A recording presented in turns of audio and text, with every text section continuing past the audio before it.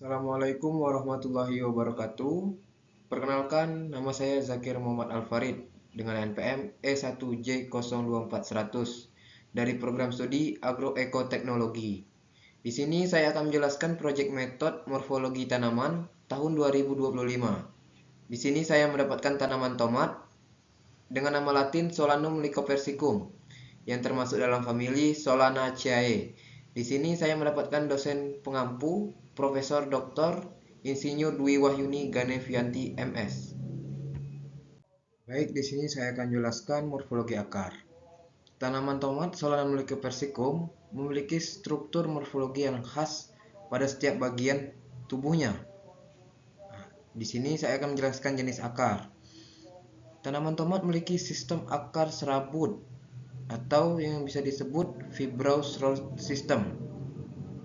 Jadi akar utama tidak berkembang dominan dan akar-akar lateral tumbuh dari batang bawah. Ada 3 karakteristik untuk akar tomat ini sendiri.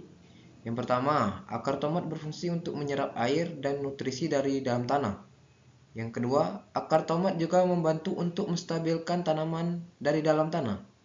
Dan yang ketiga, memiliki akar serabut yang relatif dangkal dan memungkinkan akar untuk menjangkau lapisan tanah yang lebih dekat dengan permukaan. Baiklah, selanjutnya saya akan menjelaskan untuk morfologi batang. Jenis batang tomat ini, batang tanaman tomat bersifat herba atau tidak berkayu, tegak dan bercabang. Dan ada 4 karakteristik batang tomat. Yang pertama, batang tomat ini memiliki tekstur yang lunak dan berwarna hijau, serta mengandung klorofil untuk fotosintesis. Yang kedua, batang biasanya berbentuk tegak, tetapi bisa merambat atau menjalar jika tidak ada penyangga di bawahnya. Yang ketiga, batang tomat memiliki kelenjar-kelenjar penghasil cairan yang bisa mengeluarkan getah. Yang keempat itu, batang tomat seringkali berbulu halus, yang berfungsi untuk mengurangi penguapan air dan melindungi tanaman dari serangga atau hama pada tanaman. Baiklah, untuk selanjutnya penjelasan percabangan batang. Untuk percabangan batang sendiri ini ada 3 penjelasan. Yang pertama, percabangan batang tomat terjadi terutama dari tunas aksila yang tumbuh di sudut antara batang dan daun. Yang kedua itu, tanaman tomat dapat memiliki banyak cabang yang berkembang dari batang utama yang berkontribusi pada jumlah bunga dan buah yang dihasilkan.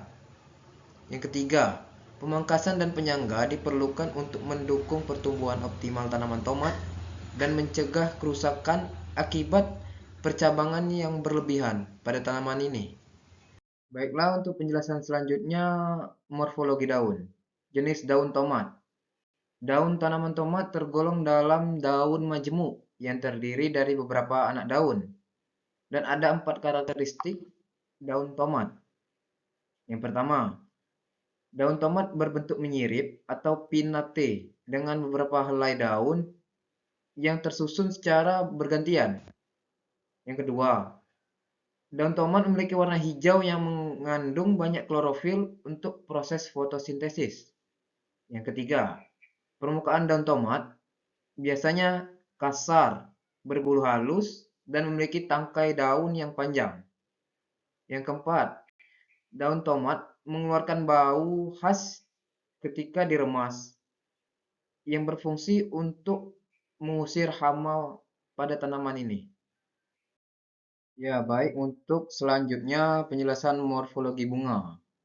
Yang pertama, jenis bunga. Bunga tomat adalah bunga lengkap atau hermafrodit. Yang kedua, tangkai bunga atau pedicel. Bunga tomat memiliki tangkai bunga yang cukup pendek dan terhubung ke batang utama tanaman. Yang ketiga, kelopak atau sepal. Kelopak bunga tomat terdiri dari 5 helaian daun kelopak yang berwarna hijau dan membentuk cangkir kecil di sekitar bunga. Yang keempat, mahkota. Mahkota bunga tomat terdiri dari 5 helaian kelopak bunga yang berwarna kuning cerah yang membentuk korola berbentuk bintang.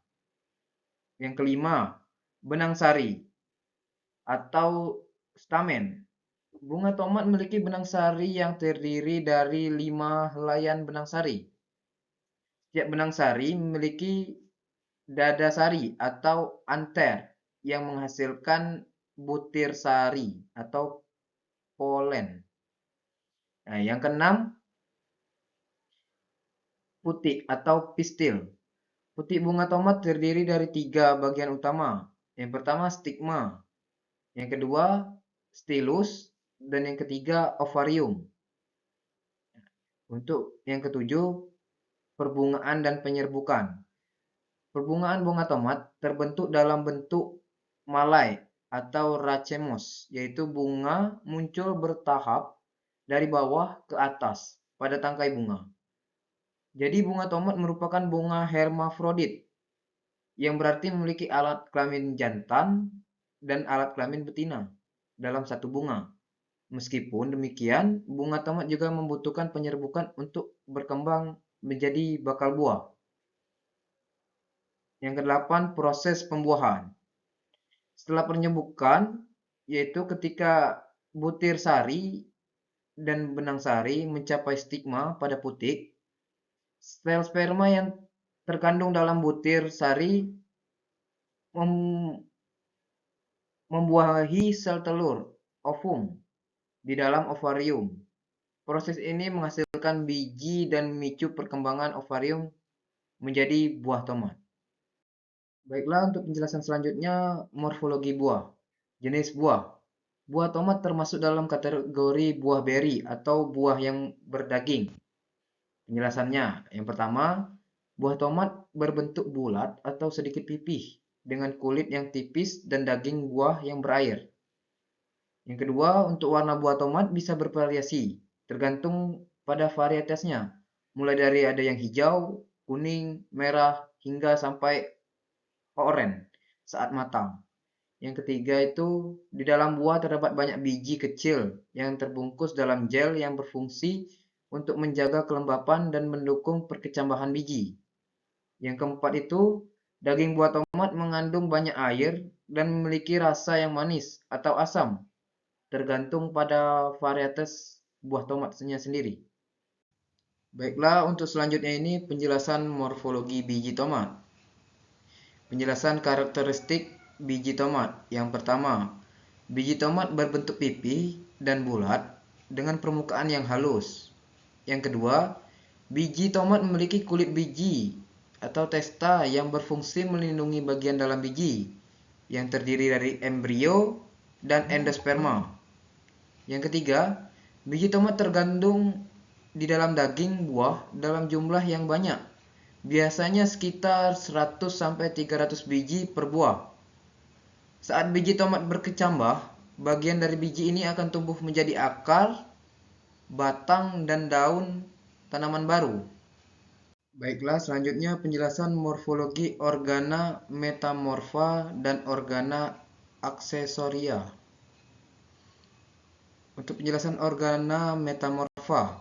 Organa metamorfa yaitu organ tumbuh-tumbuhan yang berasal dari organ utama, yang bisa disebut akar, batang, daun, yang telah berubah struktur atau bentuk dan fungsinya. Tetapi pada tanaman tomat tidak memiliki organa metamorfa. Penjelasan organa aksesoria.